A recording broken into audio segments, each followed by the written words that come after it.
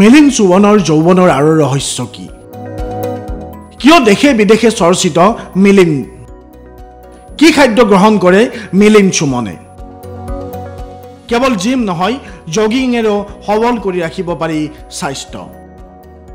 অভিনেতা তথা মডেল মিলিন্দ সুমন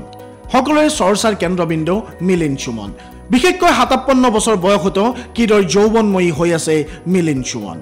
সকলোৰে দৃষ্টি আকৰ্ষণ কৰে সদায় মিলিন্দ সুমনে তেখেতৰ ৰূপ তেখেতৰ কৰ্ম আৰু তেখেতৰ জীৱন ধাৰণৰ প্ৰক্ৰিয়াই সকলোকে আকৰ্ষিত কৰে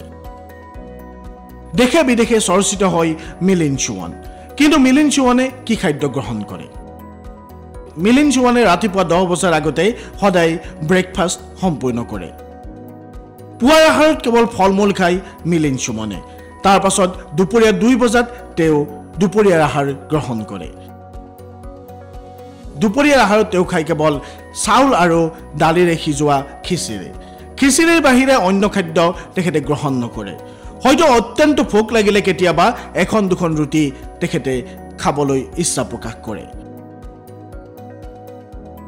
সন্ধিয়া 7 বজাৰ ভিতৰতে নৈশ আহাৰ সম্পূৰ্ণ কৰে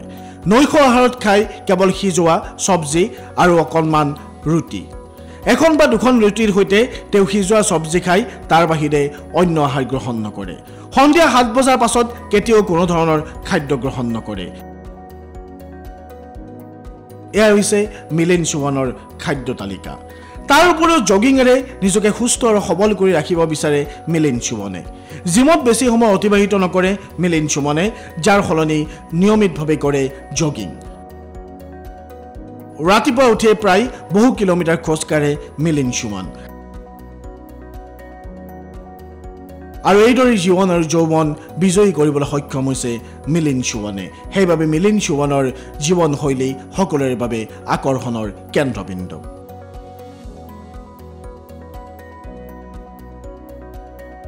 মডেল তথা অভিনেতা মিলিন্দ সুমন এইগৰাকী মিলিন্দ সুমনৰ জীৱনশৈলী সম্পৰ্কে এইগৰাকী মিলিন্দ সুমনৰ সৌন্দৰ্য সম্পৰ্কে দেশে বিদেশে চৰ্চা হয়